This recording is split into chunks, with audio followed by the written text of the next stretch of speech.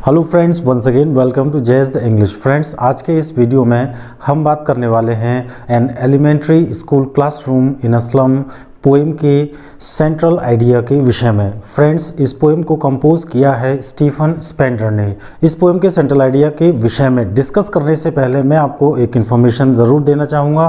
Friends, इस poem के explanation से रिलेटेड एक वीडियो मैं ऑलरेडी बना चुका हूँ। यदि आपने अभी तक वो वीडियो नहीं देखा है, डिस्क्रिप्शन बॉक्स में आपको लिंक मिल जाएगा, वहाँ से आप उस वीडियो को देख सकते हैं और उसकी समरी और उसकी लाइन टू लाइन मीनिंग अच्छी तरह से समझ सकते हैं। तो फ्रेंड्स, चलिए शुरू करते हैं आज का ये वीडियो लेक्चर। फ्रेंड्स, किसी भी पोएम के सेंट्रल आइडिया को हम किस प्रकार लिखते हैं, इस टॉपिक से रिलेटेड मैंने एक वीडियो ऑलरेडी आपके लिए तैयार कर दिया है। अगर आप अभी तक उस वीडियो को नहीं देखे हैं तो आप उस वीडियो को डिस्क्रिप्शन बॉक्स में लिंक से जा करके ज़रूर देखें, जिससे कि आपको ये पता चल सके जब हम किसी भी पोएम के सेंट्रल आइडिया को लिखते हैं तो कौन कौन से ऐसे इंपॉर्टेंट पॉइंट्स होते हैं जिनको हमें सेंट्रल आइडिया में इंक्लूड करना होता है। एक बार मैं आपको यहाँ रिमाइंड करा देता हूँ, किसी भी पोएम का सेंट्रल आइडिया लिखते हैं तो सबसे पहले हम बताते हैं कि उस पोएम को किसने कंपोज किया है और उस पोएम का नाम क्या है। उसके बाद हम उस पोएम की जो मेन थीम होती है उसके विषय में बताते हैं। उसके बाद हम body of the central idea के विषय में डिस्कस करते हैं, जिसके अंतर्गत हम बताते हैं कि उस पोएम में पोइट ने कौन कौन से ऐसे इंपॉर्टेंट पॉइंट्स हैं जिनको डिस्कस किया है। उसके बाद लास्ट में हम पोएम के मैसेज के विषय में बताते हैं। तो फ्रेंड्स, चलिए शुरू करते हैं आज का अपना ये टॉपिक। जैसा कि मैंने आपको बताया, सबसे पहले हम किसी भी पोएम के सेंट्रल आइडिया को लिखते समय उसका नाम और उसके पोइट का नाम लिखते हैं। तो सबसे पहले हम लिखेंगे an elementary school classroom in a slum. इसको हम सिंगल इन्वर्टेड कॉमा में क्लोज ज़रूर करेंगे। Is a very fine poem composed by Stephen Spender. यहाँ हमने बता दिया कि इस पोएम का जो नाम है वो है an elementary school classroom in a slum, और इस पोएम को कंपोज किया है, किसने कंपोज किया है? स्टीफन स्पेंडर ने। हम इस पोएम की थीम के विषय में डिस्कस करेंगे। The theme of the poem is the plight of the children living in slums. इस पोएम की जो थीम है, जो विषय वस्तु है, वो ये है कि पोइट ने इस पोएम में जो गरीब बच्चे होते हैं, जो गंदी बस्तियों में रहते हैं, उनके जीवन की जो दशा है उसको बताने का प्रयास किया है। तो ये इसकी थीम हो गई। Children living in slums. The poet Stephen Spender wants the life of the slum children be changed. Poet slum में रहने वाले जो बच्चे हैं उनके जीवन को बदलना चाहते हैं इस पोएम के माध्यम से। He wants that their poverty should be eliminated. Poet चाहते हैं कि गंदी बस्तियों में रहते हैं उनकी जो गरीबी है वो समाप्त हो जाए, ख़त्म हो जाए, बदल जाए। He wishes them to live in hygienic, healthy and beautiful environment. Poet चाहते हैं कि ये जो बच्चे हैं जो स्लम्स में रहते हैं, ये बच्चे अच्छे माहौल में रहने चाहिए, इनको खाने पीने की अच्छी सुविधाएं भी मिलनी चाहिए और साथ ही साथ इनका जो स्वास्थ्य है वो भी बिल्कुल सही रहना चाहिए।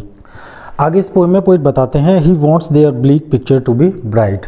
उनकी जो मनहूसियत भरी तस्वीर इस पोएम में दर्शाई गई है, उस तस्वीर को वो ब्राइट करना चाहते हैं, उसको वो प्रकाशवान बनाना चाहते हैं। Poet further says that if governor, teacher, inspector and visitor do something to transform their life, it can be changed. इसके बाद पोएट बताते हैं कि जो बच्चे होते हैं उन बच्चों का जो अधिकारी होता है, जिला विद्यालय निरीक्षक अधिकारी, जो अध्यापक होते हैं, गवर्नर है, विजिटर है, ये उनके जीवन को बदलने के लिए अगर कुछ करें तो निश्चित रूप से इन बच्चों का जीवन बदल सकता है। इसके बाद पोएट कहते हैं only petty donations are not going to solve their problems of literacy, poverty and backwardness. Poet फिर कहते हैं कि केवल और केवल बच्चों के लिए बहुत अच्छे अच्छे दान दे देना ही उनकी मदद करना नहीं होता है। केवल दान करने से ही उन बच्चों की जो साक्षरता, गरीबी और पिछड़ेपन की जो मुख्य समस्याएं होती हैं वो केवल दान करने से समाप्त नहीं हो सकती हैं। उनके लिए गवर्नर हो या फिर टीचर हो या फिर इंस्पेक्टर हो या फिर विजिटर जो होते हैं वे इन बच्चों के विकास के लिए भी उनको कुछ ज़रूर करना चाहिए। यहाँ तक हमने पोएम का जो सेंट्रल आइडिया होता है उसकी बॉडी के विषय में बताया कि पोइट ने कौन कौन से पॉइंट्स को डिस्कस किया है। इसके बाद लास्ट में हम बताएंगे कि इस पोएम का क्या मैसेज है। इन दिस वे, इस तरीके से, इस प्रकार से, ही raises a big question over the current condition of education in slums.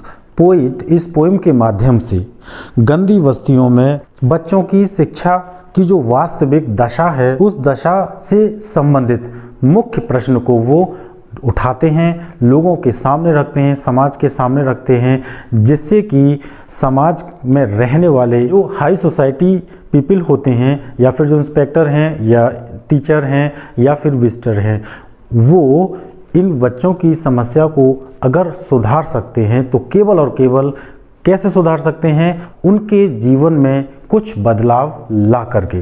तो फ्रेंड्स, ये मैंने आपको आज इस पोएम के सेंट्रल आइडिया के विषय में जानकारी दी।